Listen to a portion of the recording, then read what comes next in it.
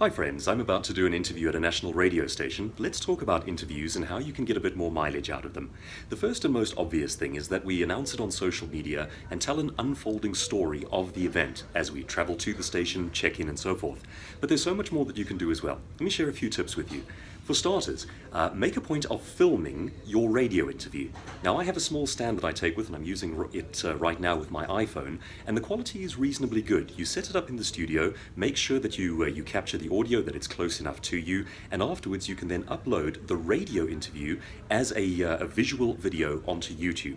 Now, small trick there, make sure you don't wear the same outfit that you wore in your previous interview. My last interview involved a brown jacket, so I've made sure that I'm wearing a different one this time, and that's so that when people go onto your YouTube channel, there's just a variety of visuals and you don't look the same in each one.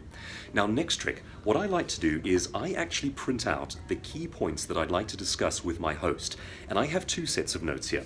The first is the very simple version, which just has the key points, and that gives my host a little bit of control over how to space out the interview and what's coming next. Then I have a second set of notes that has a little bit more detail for me. I won't read it off the notes because you want more of a natural feeling, but it has things like stats and a couple of examples and so forth.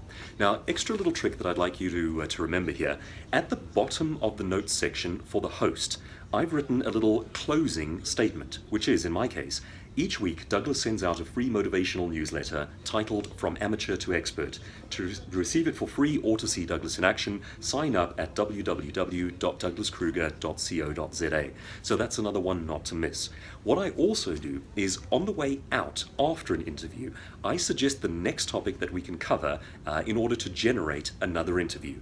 And when you chat with the producers and so forth, mention your willingness to do this sort of thing and be easy to work with. Arrive on time, in fact arrive well ahead of time, and give solid value. There's nothing wrong with mentioning what you do for a living, what it is that you're essentially marketing or selling, but that has to be incredibly subtle. Rather than focusing on that, you want to give valuable, free information that is of great value to the listeners or to the viewers. The more consistently you do that, and the more you do it with a bit of flair, entertainment, humor, and emotion, the more you'll get called back. So just a few tips to help you enhance your media work and become a go-to name as you position yourself as an expert.